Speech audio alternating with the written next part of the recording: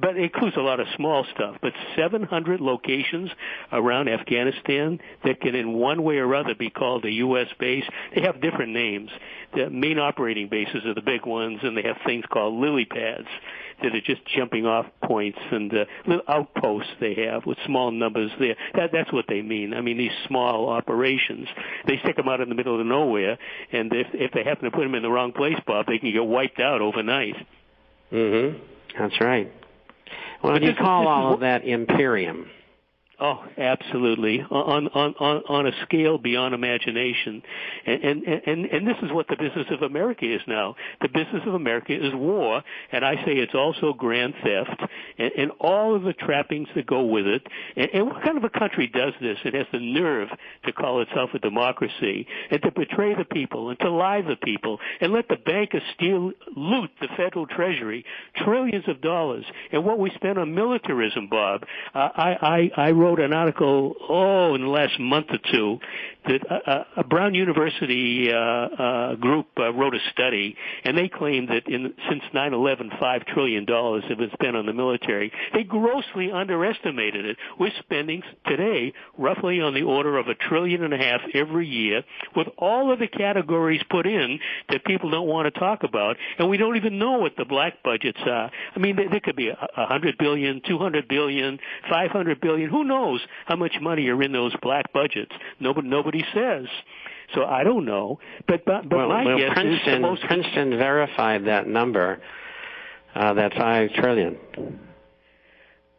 The 5 trillion. Well, I think there was two studies done, one by Princeton and the other by Brown. And I think Princeton says 4 to 6, and Brown said 5. So you middle the thing at 5, and then all the other stuff. So what are you up to? 6, 7, or 8 trillion? And then they got the nerve. Listen to this. They got the nerve to chop up Social Security. Well, this is what they're trying to do right now. Chop up Social Security and Medicare. Oh, yeah. So they can take that money and give it to the president so he can have his recovery revival for $300 billion. And at the same time, sure, they cut the military. That's fine. They got all this black budget, like you mentioned. We don't even know what it is. It could be another $10 trillion for all we know. Well, that's exactly right. So we spend and they're making money. $350 billion a year selling opium and marijuana out of Afghanistan. It's sick. It really is sick. And the number one trafficker of drugs probably is a combination of the CIA. It's a big profit center for them, and the major banks who do the laundering. Bob, did you ever see this? I heard Max Kaiser on one of his programs on Russia Today say, every Friday afternoon the limousines used to drive up to the major banks, and he used Citigroup. His office must have been close by Citigroup, with suitcases. And everybody on Wall Street knew what was in those suitcases: cash to be laundered. Did you ever see that? No, but they got caught once. It was about maybe 12, 13 years ago, doing it with groups from Mexico. And they were doing it through Texas branches. But look, all of that money that is in narcotics and criminal activity, it all has to go through banks. The banks are in on it. They take their piece of it. All you have to do is to shut down the drug people is take over all the banks in the world and say, you can't launder your money anymore. They sure can't keep that stuff under the mattress, Bob. Well, it makes good bonfires. Well, indeed. I mean, the banks have to be in on this. And if all Wall Street, we're not talking about the CEOs, we're talking about the average people on Wall Street, the brokers or whatever. If they know about this stuff, you can be sure the feds know about it. And they're, I mean, if the CIA is doing it, they're all in on this con game. Well, the same is true with the manipulation of markets. Everybody on Wall Street knows about the working group on financial markets called the Plunge Protection Team, that they work 24/7 rigging every market in the world. That is not free enterprise. That is not free markets. It's corporatist fascism. Simple. Boy, is it ever. Is it ever. Bob, I want to bring up another subject, too. I believe it's tonight Obama is going to give, I don't know what he would call it, a stimulus speech to Congress. I guess a congressional session of Congress. And he's going to announce a stimulus package. This will be the fourth time since he's been in office he's done this. He's had 3 swings and he's missed each time. I call that striking out. What is your best guess on what he's going to announce tonight? Well, I think they're going to continue to have lower taxes, and that'll be part of it, a continuation of those tax cuts that he made. And there'll be a number of different things that I really haven't gone into it deeply.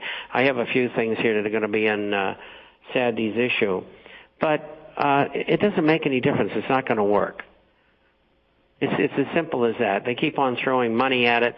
Look, the only way it's going to work is the small and medium-sized companies that hire 70% of the people, they have to have the money to expand. Private enterprise, research, things like that. The big companies, you know what they're doing? They continue to lay people off. Why? Because they're spending their money on labor-saving equipment because labor is their biggest cost.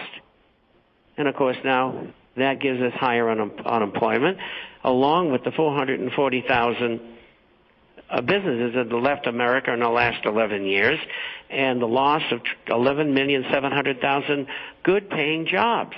When is it all going to end? There won't be any jobs left. They sure won't. And of course, the good jobs are going overseas, and the jobs that are being created, the good full-time ones are being lost, and the part-time ones that can be terminated instantly, anytime, are replacing them. Lower wages, few benefits, and no benefits. Jack Rasmus, who comes on this program, like you do, Bob, on a regular basis, I think his second to most recent article, and I wrote about it, I quoted him in the one I wrote on America's Sick Economy. He showed how the so-called zero job growth for August really was a job loss of a couple of 100,000 because of the conversions and people dropping out of the labor force. And when you sum it all up, he went into it in some detail. When you sum it all up, the bottom line really is that instead of no job growth, there was a loss of a couple of 100,000 jobs. And he's been very negative on the job market, like you are, Bob. And he doesn't use the almost 23% unemployment figure, but he might as well do it. He uses U6. But he talks about tremendous job losses, and he expects the reports coming up in the next few months, likely getting into next year, to get even worse than they are now, so that there'll be no disguising that the jobs are being lost, and Wall Street is shedding them. I saw a number this morning, Bob. I guess how financial stocks do in Wall Street is a precursor of how the economy will do in the rest of the stock market. And the number I saw this morning, I don't know if it reflected what happened yesterday. Maybe it did. Down 30%. that is a major drop in the valuation of those stocks. Well, it's going to get much worse because what's going on in Europe isn't going to work. If the Bundestag and the Bundesrat, which is the House and the Senate in Germany, if they approve more loans to the sicker nations, and the final bill will be between $4 and $6 trillion. And I said that almost 2 years ago, and nobody was listening. And the Germans are going to revolt. There will be riots, demonstrations. It's going to get very nasty. So this is what they're up against. And, of course, Merkel is a communist. She came from Mecklenburg, which is in Pomerania or in far eastern Germany near the Baltic. And she's with the CDU that's supposed to be middle of the road, the Christian Democratic Union. They've lost 6 elections in a row, including her constituency last Sunday. And the people are saying, stop. And they're not listening because the bankers control them. That's what the problem is.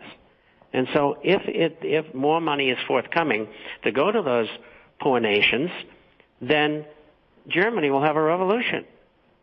I mean, we're not talking about 50% of the people disagreeing. We're talking 70 to 75%. And of course, the problem is that Germany is the best off country in Europe. It's the biggest country. It's the healthiest country. It's got the most money. So they're like the lender of last resort. And you're right, Bob. Why should the German people let their taxes go to bail out Greece and Portugal and Italy and these other countries? Why should they put up with it? Why should they put up with any government or any leader who dares use their money? And the same thing goes here. Why should we allow our money to go to Wall Street, and then we get a president who says, we're broke, and we have to cut social benefits, and we have to pay back Medicare, and we have to pay back all the things people need, and we can't help people who are sleeping on the street because we're broke. But we're not broke to bail out the banks who created this mess in the first place. That's absolutely true. You've got a plethora of bureaucrats, politicians, and the people who control them who all want world government. That's what the problem is. And every nation in the world is going to have their own revolution, bloody or otherwise. It's coming, unless you can legally change government. And this is our last shot.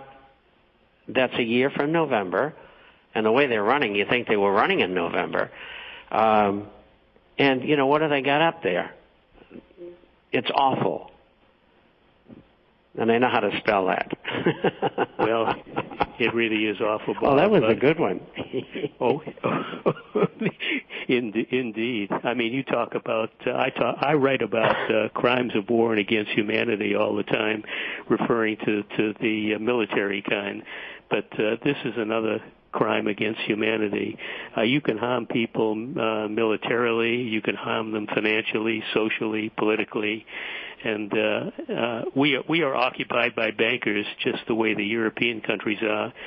And unless and until we manage to get ourselves out from under that, we're only heading into deeper trouble. And I shudder to think what's coming. You and I remember much better days, and it's hard to imagine this is all going on now. And you've written about it over and over again. I mean, it's only going to get worse. The longer they keep doing this, and the greater the excesses they build up, one day when the piper has to be paid, it is going to be something beyond maybe what I can imagine. Maybe you can imagine it, Bob, but probably beyond what I can imagine. Well, I think going into the possibility of revolution and things like that, we're going to start living like we did in the 50s when you and I were getting out of high school, and the years after the war, and of course the years during the Depression, which we kind of missed because we were too young. But we were born in the middle of Depression, which brings up another question: what were our parents thinking about? But I'm glad they did. But anyway, you'll agree with that, I'm sure. Oh, absolutely. 1934 for me, and it sure was hard times. But I'm old enough to have flickers of memory, Bob, that my parents never gave off a clue that I picked up that anything was wrong. I'm sure they struggled. But because I was too young. People were steadfast in those days.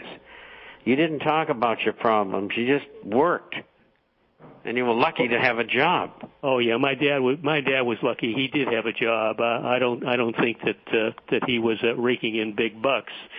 Well, he wasn't for sure, but at least it kept a roof over our heads. It was a lot cheaper to pay for, and we got by. And then I guess things got better as the 30s gave way to the 1940s. But I do remember those years. I believe I began kindergarten, Bob, just around, pretty close to around the very day that Hitler invaded Poland, which was the official beginning of World War II. And I'm not certain if it was the exact day, but it was very, very close to it.